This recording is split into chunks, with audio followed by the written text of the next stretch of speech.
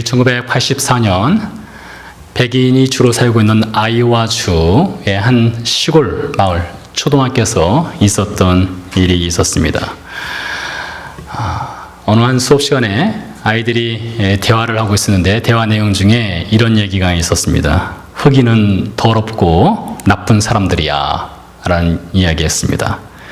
그 이야기를 들은 선생님 제인 엘리엇이 아이들이 무엇인가 흑인에 대해서 편견을 갖고 있구나, 그래서 아이들의 그 편견을 고쳐주기 위해서 하나의 실험을 하기로 했습니다. 아이들은 파란 눈과 갈색 눈, 두 색깔의 눈을 갖고 있는 아이들이 대부분 아이들이었는데 두 집단으로 나눈 겁니다. 한 그룹은 파란 눈, 다른 그룹은 갈색 눈으로 그룹을 지었습니다. 그리고 수업 시간에 선생님이 이야기를 했습니다. 연구한 바에 의하면 파란 눈 색깔의 아이들이 공부도 훨씬 잘하고 똑똑하고 잘생기고 훨씬 예뻐, 이렇게 이야기를 한 겁니다. 그랬더니 이 파란 눈을 가진 아이들이 마음이 기뻤던 거죠. 굉장히 기쁘고 즐거워했습니다. 갈색 눈 아이들은 기분이 좀 상해 있었겠죠. 선생님은 이렇게 말할 뿐만 아니라 파란색 눈을 가진 아이들에게 쉬는 시간을 더 많이 늘려주고 급식 시간에 먼저 우선권을 주고, 그리고 아이들에게 무한 칭찬을 하기 시작했습니다. 그러면서 갈색 눈 아이들은 차별을 한 거예요. 차별을 하고 수업 시간에 혼을 내고 아주 따가운 시선으로 갈색 눈 아이들을 쳐다보기 시작을 했습니다. 그렇게 수업을 진행을 했는데 수업을 끝나고 나서 분위기가 확 바뀌어버린 거예요. 그 전까지는 같이 서로 친하게 지내던 아이들이 무엇인가 벽이 생겼습니다. 파란색 눈 아이들은 갈색 눈 아이들을 멸시하고 그리고 아이들과 놀려 하지 않았던 거예요. 차별을 시작했고 편견을 갖기 시작했습니다. 그렇게 하루가 지나갔습니다. 그 다음날 선생님이 다시 강단에 서서 교단에 서서 이야기를 했습니다. 어제 내가 실수한 거야. 사실은 갈색 눈 아이들이 훨씬 똑똑하고 훨씬 잘생기고 훨씬 예뻐. 파란 눈 너희들은 아무것도 아니야. 이렇게 이야기를 한 겁니다. 그래서 이번에는 갈색 눈 아이들이 이제 신나기 시작했습니다. 어제는 너희들이 우리 멸시했지 하면서 또 반대로 차별을 하기 시작했습니다. 그렇게 수업이 진행됐습니다.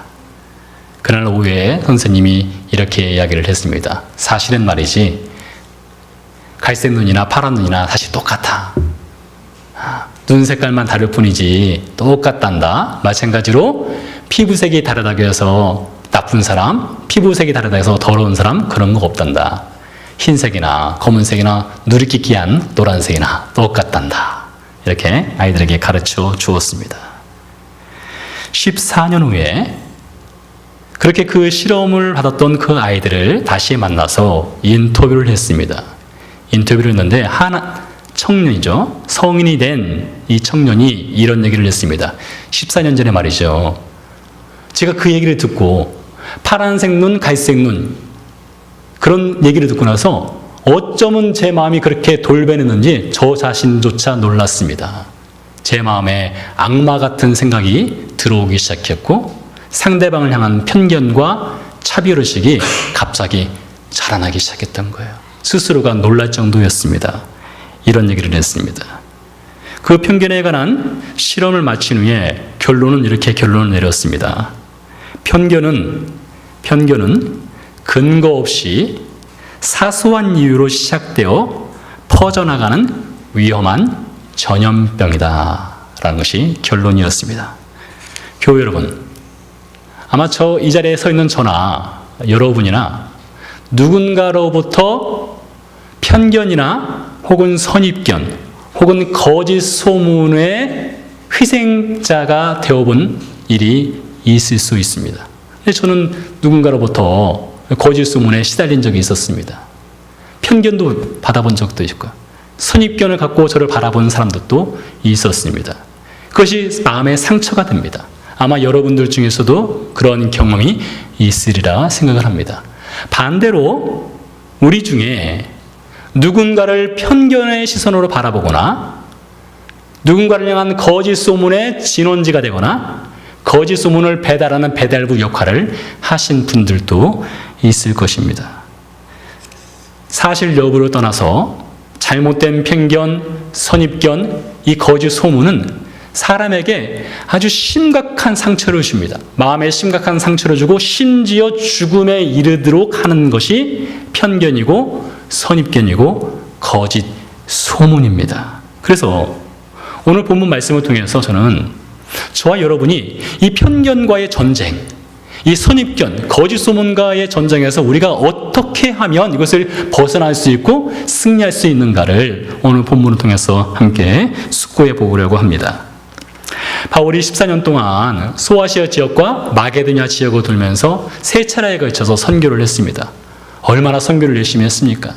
바울이 어느 곳을 가든지 제일 먼저 찾아간 곳이 어디라고요?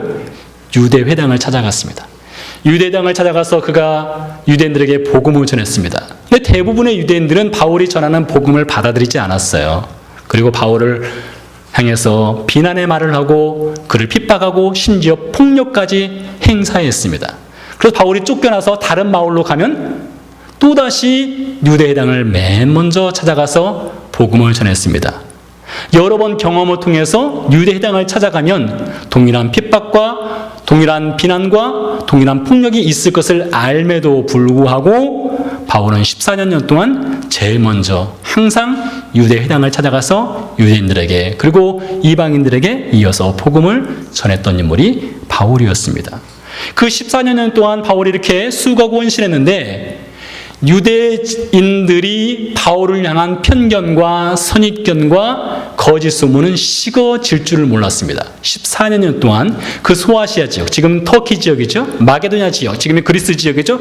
이 지역에 살고 있는 유대인들은 바울에 대해서 편견과 선입견과 거짓 소문이 난무했습니다.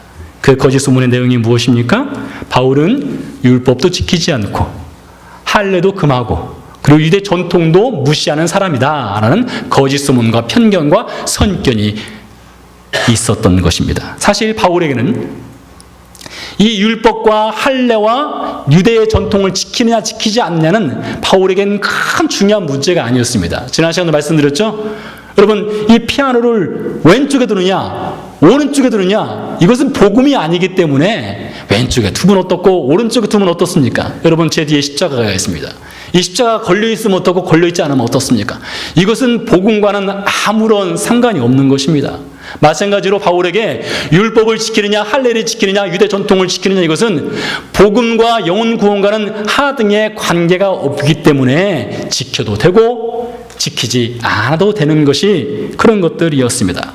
중요한 것은 율법을 지켜야 혹은 할례를 받아야 혹은 유대 전통을 지켜야만 구원을 받는다는 사람들이 있었습니다.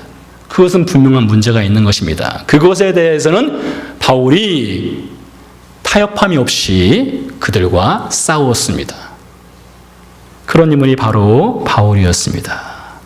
사실 바울은 율법에 자유한 사람이었지만 유대인들이 구원받기 위해서라면 그는 기꺼이 율법을 지키는데 주저하지 않았다라고 지난 시간에 말씀을 드렸습니다. 몇 가지 증거가 있습니다. 사도행전 16장에 보면 바울의 사랑하는 영적 아들 디모데가 있었습니다.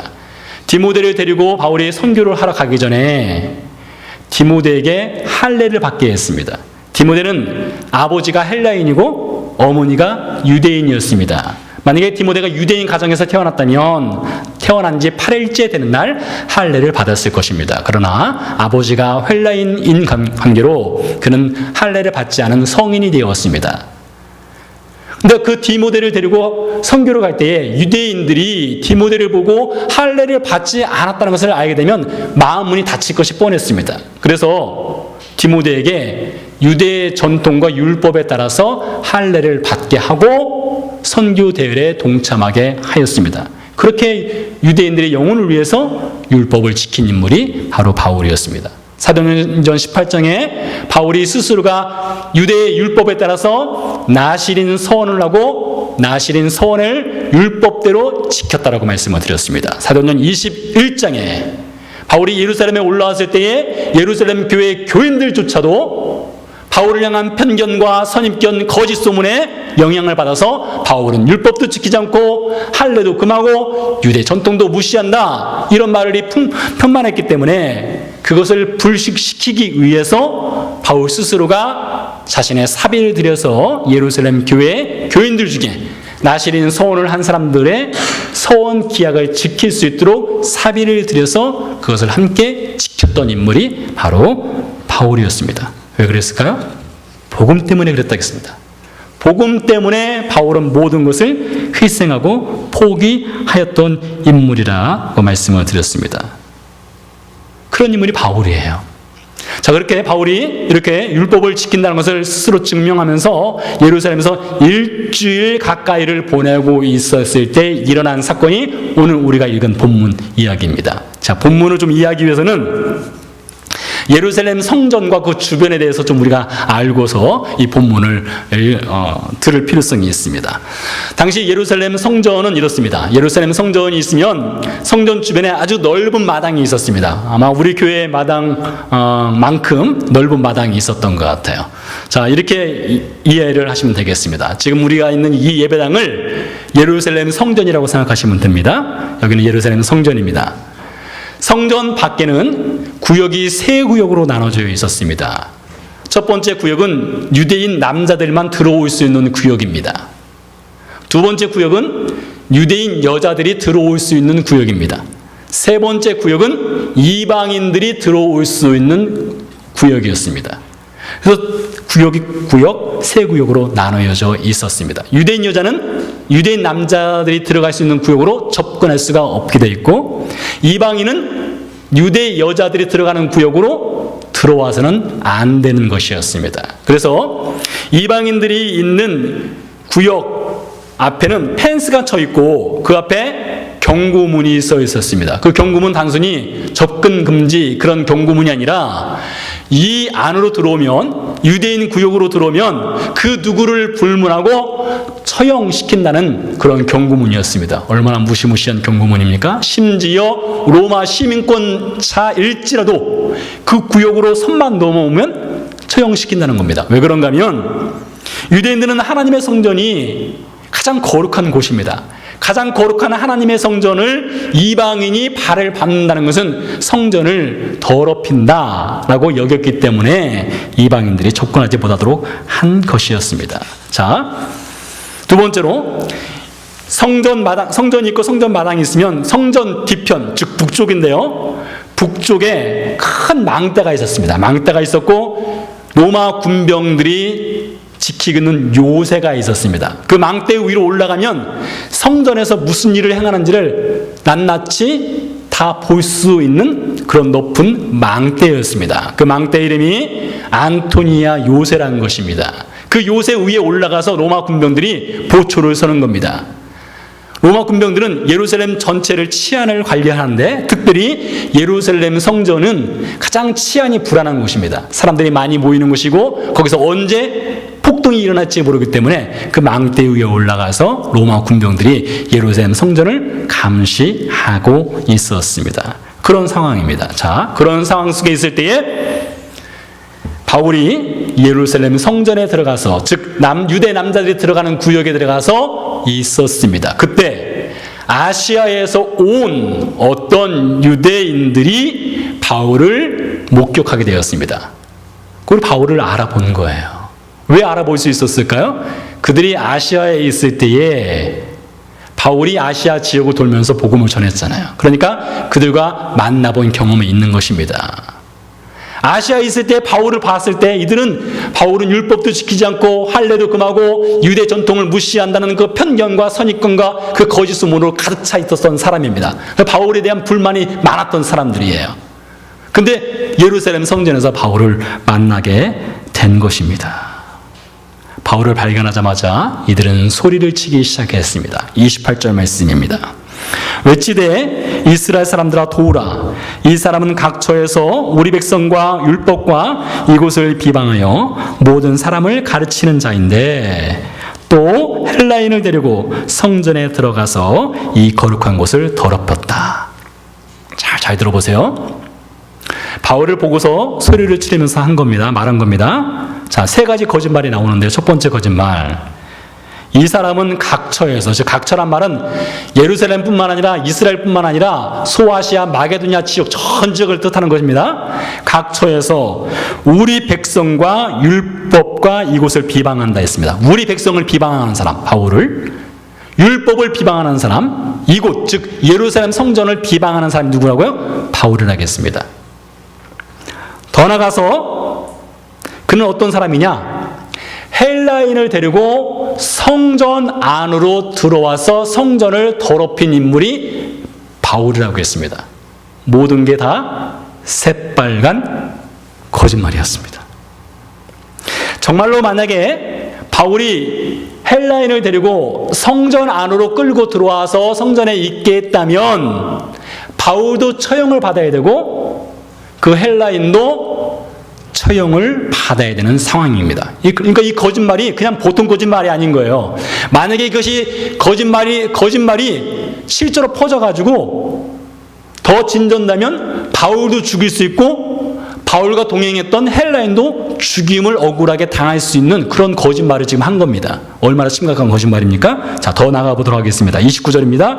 29절 말씀 보니까 이렇습니다. 이는 그들이 전에, 지금이 아니라 전에, 옛날이랍니다. 옛날. 전에 에베소 사람 드로비모, 여기서 에베소 사람 드로비모는 헬라인입니다. 즉 이방인입니다. 드로비모가 바울과 함께 시내에 있음을 보고, 예루살렘 성전이 아니라 어디에 있었던 것을 보았다고요? 예루살렘 시내 어느 거리에 있었던 걸 보았다는 것입니다.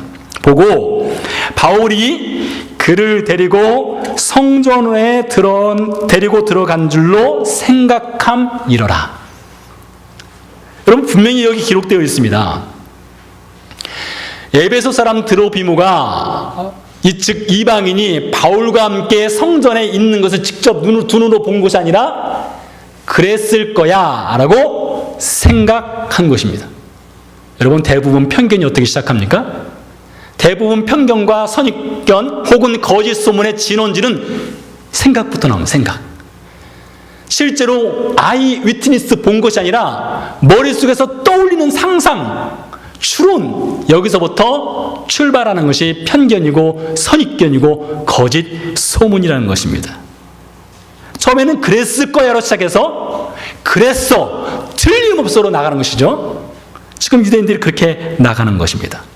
그래서 소리를 버럭버럭 지르니까 유대인들이 난리가 났습니다. 그 자리에 있던 유대인들이. 그래서 바울을 붙잡아서 성전 밖으로 끌고 나갔습니다. 30절 말씀 보니까 바울을 붙잡아 끌고 나가니, 이렇게 우리말 성경에 되어 있지만 헬라어 성경에 보면 그를 포박해서 묶어서 짐승처럼 질질 바닥에 끌고 나가는 겁니다. 바울이 지금 바닥에 누워가지고 끌려 나가는 거예요. 그런 상황이 벌어졌습니다. 성전 밖으로 끌고 나가자마자 바울은 성전 모독죄에 해당되니까 처형을 시켜야 되죠. 그래서 유대인들이 모여가지고 이제 바울을 처형시키기 직전이었습니다. 한번 상상을 해보세요. 성전 문 밖으로 나가서 수많은 유대인들이 바울을 둘러싸고 바울에게 지금 돌을 던지려는 찰나였습니다. 자, 그때 누가 있습니까? 성전 북쪽에 그 망대 위에서 로마 군병들이 예루살렘 성전과 그 주변을 항상 감시하고 있었어요. 감시를 하다 보니까 유대인들이 지금 난리가 난 겁니다. 크게 소란이 일어나는데 성전 밖에서 사람들이 둘러싸가지고 누구를 지금 치고 있는 장면이 보이는 거예요. 그래서 로마 군병들이 즉시 로마 군대의 천부장, 여기서 천부장이라는 것은 군사가 1000명을 거느리는 군대 장교를 뜻합니다. 이 천부장에게 보고를 했습니다. 천부장이 즉시 군인들을 데리고 그 사건이 일어난 현장으로 출동을 했습니다. 출동을 해서 바울을 체포를 했습니다. 바울을 체포한 다음에 도대체 이 사람을 왜 죽이려고 했는지를 그 자리에 있는 유대인들에게 물었습니다. 진상을 파악하기 위해서 물었더니 34절에 그들이 이렇게 답을 합니다. 무리 가운데서 어떤 이는 이런 말로, 어떤 이는 저런 말로 소리치거늘 천부장이 소동으로 말미암아 진상을 알 수 없어 그를 영내로 데려가라 명하니라. 여러분, 대부분 편견, 선입견, 거짓말의 특징이 바로 이것이에요. 진상을 말해보려고 한 거품만 더 들어가면 말을 못해요. 거짓 소문이 대부분 그렇습니다. 아마 여러분도 아실 거예요. 스스로가 거짓 소문을 만들어내거나 거짓 소문을 배달하는 사람들의 대부분 특징이 무엇인가 하면 그거 정말이야? 사실이야? 물으면 사실이지 정말이지 라고 말하지만 그 증거를 대봐 라고 하면 증거를 못 대는 거예요.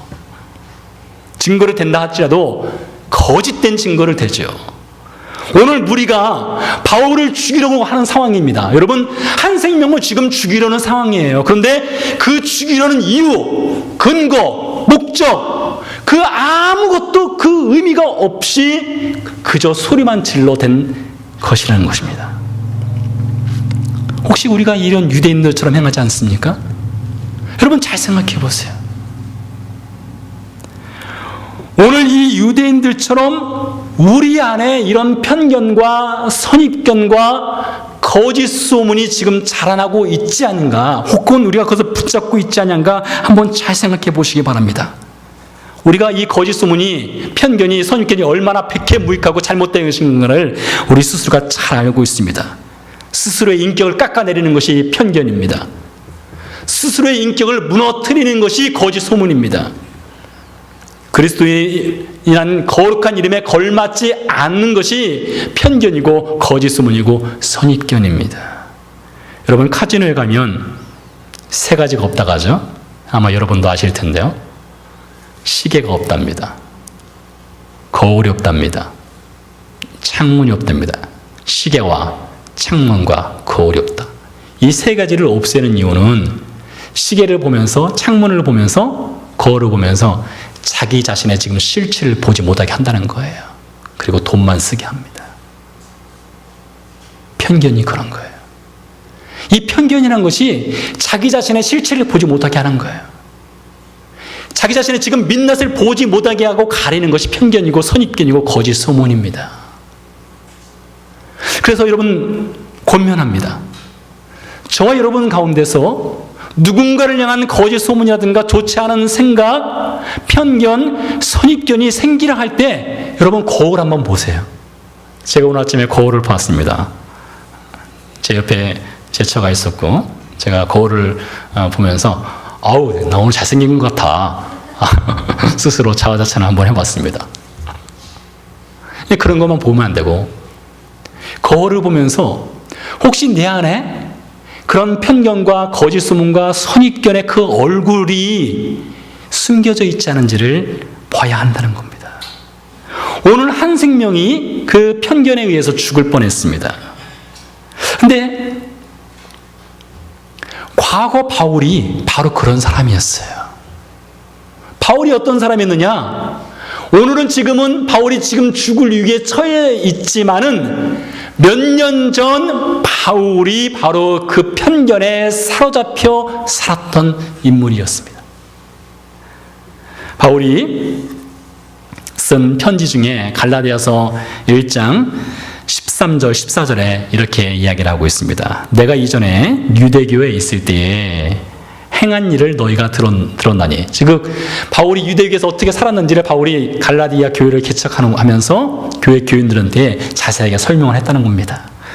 하나님의 교회를 심히 박해하여 멸하고 내가 내 동족 중 여러 연갑자보다, 즉 나이가 많은 사람들보다 유대교를 지나치게 믿어 내 조상의 전통에 대하여 더욱 열심히 있었다 했습니다. 바울이 유대교의 전통과 율법에 너무 열심히 충만하다 보니까 예수 그리스도의 복음을 전하는 사람들에 대해서 편견이 동시에 충만했던 것입니다. 그래서 어떻게 했습니까? 그 편견의 결과는 바울을 살인자로 낙인 찍게 한 것이. 사도행전 7장에 보면 스데반 집사가 예루살렘에서 복음을 전하고 있었습니다. 그 복음을 들은 많은 유대인들이 화가 나서 분노에 차서 스데반 집사를 죽이려 하였습니다. 그때 스데반 집사가 죽는 그 현장에 있었던 인물이 우리가 잘 아는 바로 바울이었습니다. 바울이 그 자리에 서서 바울은 율법이라는 편견으로 스데반 집사를 바라봤고 그는 마땅히 죽어야 한다고 해서 증인으로 서 있던 사람이 바로 바울이었습니다. 그가 갖고 있었던 그 율법의 편견으로 스데반 집사를 처형하도록 것이었습니다. 그렇게 편견으로 충만했던 인물이 바로 바울이었어요. 그런데 14년 후에는 그 편견에 충만한 다른 유대인들에 의해서 바울이 지금 죽을 위기에 처해 있는 것입니다. 여러분, 그렇게 편견에 충만했던 바울이 어떻게 그 편견을 갖고 바라봤던 그 기독교, 그리스도교를 오히려 전파하는 전도자가 될 수 있었을까요? 그것은 바로 자신의 편견을 뛰어넘는 하나님의 크신 사랑을 그가 만났기 때문입니다. 자신을 버리지 않고 편견 없이 자신을 사랑해준 그 하나님을 바울이 만난 거예요. 우리가 잘 아는 사건입니다. 바울이 다메섹에서 부활하신 예수님을 만났습니다. 만났을 때에 바울에게 일어난 현상이 하나가 있었어요. 무엇인가 하면 바울이 실명을 하였습니다. 눈이 멀었습니다. 바울이 눈이 먼 상태로 3일간을 보냈습니다. 3일 후에 제자 아나니아가 가서 안수할 때에 바울의 눈이 띄어지게 됩니다. 이것을 단순히 바울의 눈이 밝은 빛을 봐서 그가 실명했다가 3일 정도 지나서 하나님의 은혜로 그가 눈이 띄어졌다 이렇게 볼 것이 아닙니다. 이것은 바울이 눈이 실명했다가 눈이 띄어진 것은 과거에 그가 갖고 있었던 그리스도인들을 향한 편견의 눈은 실명을 하고 새로운 눈으로 그가 탈바꿈한 것입니다. 편견을 벗어버리는 눈이었습니다. 율법으로 정죄하고 판단하는 눈을 잃어버린 것입니다. 그리고 사랑의 눈으로 그가 거듭난 것입니다. 편견 없는 눈으로 거듭난 것이에요. 오래전에 보았던 영화 중에 우리나라 빈민들을 위해서 크게 헌신하신 김진홍 목사님의 일대기와 관련된 영화가 있었습니다. 새벽을 깨우리로다 라는 영화입니다. 그 새벽을 깨우리라는 영화를 지금도 기억을 하고 있는데 그 중에 한 장면이 특별히 저한테는 아주 각인되어 있습니다. 목사님께서 이 빈민들을 위해서 정말로 모든 걸 다 바쳤습니다. 이 빈민들의 삶은 내일이 아니라 오늘 하루를 살아가는 것도 숨이 헉헉거릴 정도로 힘든 삶을 살아가고 있는 사람들이었습니다. 사회적 멸시와 천대와 편견의 대상이었습니다. 그들을 위해서 그들과 함께 살았었어요. 그러나 더 이상 버틸 수가 없어서 목사님께서 주님 다 포기하겠습니다 하고 길거리를 빠져나올 때에 그 마을 어귀에서 한 어린 여자아이가 울고 있는 것을 본 거예요. 그 여자아이가 울고 있는 것을 보면서 너 왜 우니? 하면서 그 아이의 눈을 쳐다봤는데 그 아이의 눈방울 그 안에 울고 계신 예수님을 만난 거예요. 그 아이 눈방울 안에서 울고 계신 예수님, 여전히 사회적 멸시와 천대와 편견 속에 갇혀 살고 있는 그 빈민들을 위해서 울고 계신 그 예수님을 만난 거예요. 그래서 그 아이 눈을 통해서 예수님을 만난 후에 목사님이 다시 그 빈민들이 살고 있는 현장으로 돌아가는 장면이 영화 속에 등장을 합니다. 여러분, 우리는 지금 어떤 눈을 갖고 살아가고 있습니까? 저와 여러분이 갖고 있는 눈은 도대체 어떤 눈이냐 이겁니다. 이 말씀을 준비하고 또 전하면서 저는 아마 앞으로 제 안에 여전히 편견과 선입견 혹은 제 안에 저도 모르게 만들어내는 거짓 소문과 제 자신이 싸우리라 생각합니다. 저는 앞으로 편견과 싸울 거예요. 선입견과도 싸울 것입니다. 어쩌면 저는 거짓 소문에 유혹을 받아서 스스로가 거짓 소문을 만들어내고자 하는 그런 잘못된 생각을 제 안에 갖고 있을지도 모르겠어요. 그러나 성도 여러분, 그러나 여러분 반드시 이것을 기억하십시오. 이렇게 거짓 소문과 편견과 선입견에 사로잡혔던 바울도 그의 편견의 눈이 실명되고 예수 그리스도를 확실히 만나니까 편견의 눈에서 사랑의 눈으로 그가 바뀌게 된 것입니다. 그래서 그를 박해하고 핍박하는 유대인들조차도 그는 여전히 사랑하고 여전히 섬기고 그들에게 여전히 복음을 전했던 인물, 그 눈을 갖게 되었다는 것입니다. 그렇다면 우리도 바울처럼 될 수 있지 않겠습니까? 지금의 편견의 수치가 10이라면은 우리가 바울처럼 예수 그리스도의 사랑의 눈으로 갖기를 소원한다면 그 10이었던 수치가 5가 되고 3이 되고 1이 될 수 있다는 것입니다.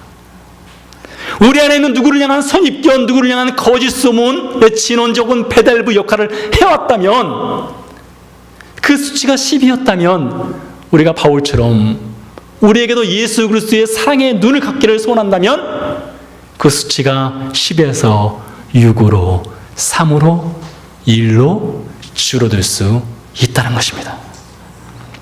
사랑하는 성도 여러분, 이것을 기억하십시오.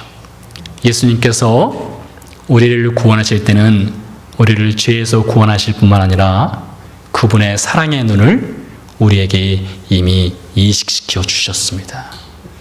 그래서 우리 안에 있는 이 눈은 편견의 눈이 아니라 사랑의 눈이 되어야 됩니다.